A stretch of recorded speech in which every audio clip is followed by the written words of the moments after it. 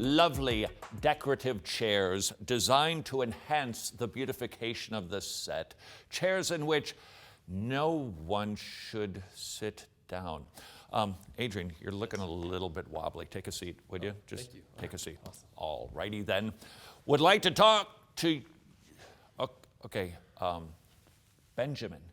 Benjamin, get up, man. Unbelievable. The world treats the Bible like a fortune cookie. We ought not to do the same.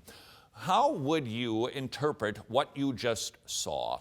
I said, this is a decorative chair. Nobody's supposed to sit in these chairs. Then I invite Adrian to sit down, who can get up now, the demonstration is over, to sit down because he's looking weary. And then Benjamin goes and sits down even though I didn't ask him to do the same. How would you interpret all of that? Here's what the world would do. They'd take the one they wanted.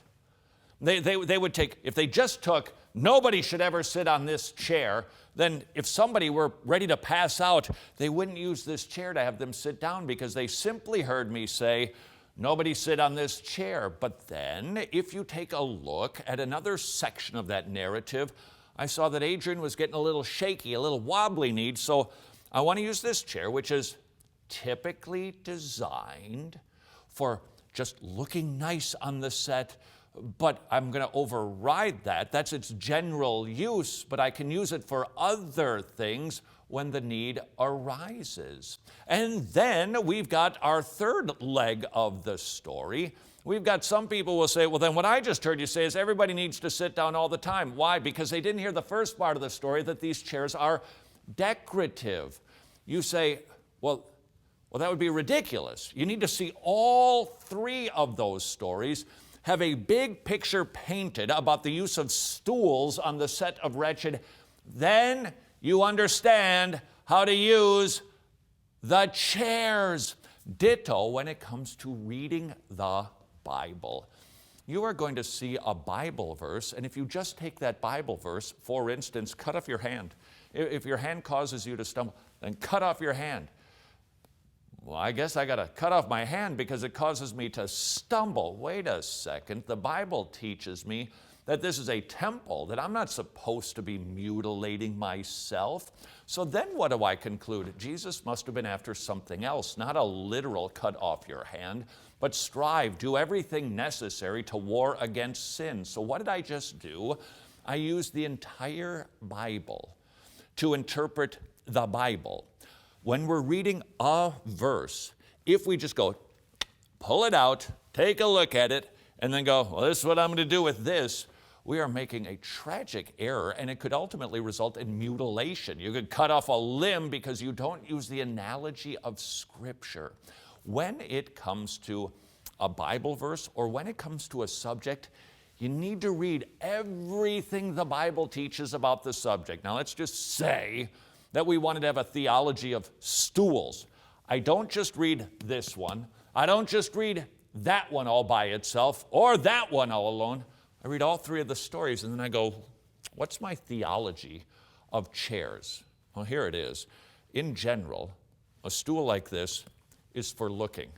But if need be, it can be used because human beings are more important than decorative chairs. And this is not a commandment to constantly be sitting down.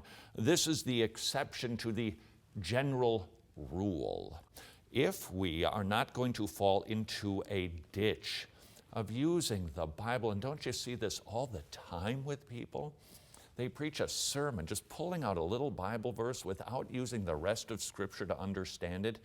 It leads us all into Wonkyville. That's a hermeneutics term also. We don't want to end up there. So how do we stay out of that ditch?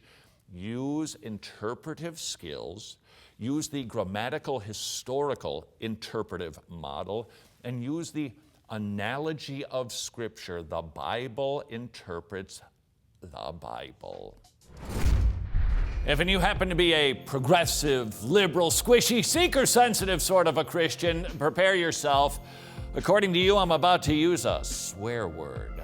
If you are not participating in some way, shape, or form in the Great Commission, being obedient to the command our Lord left us when he said, go and make disciples, then you are, here it comes, sinning.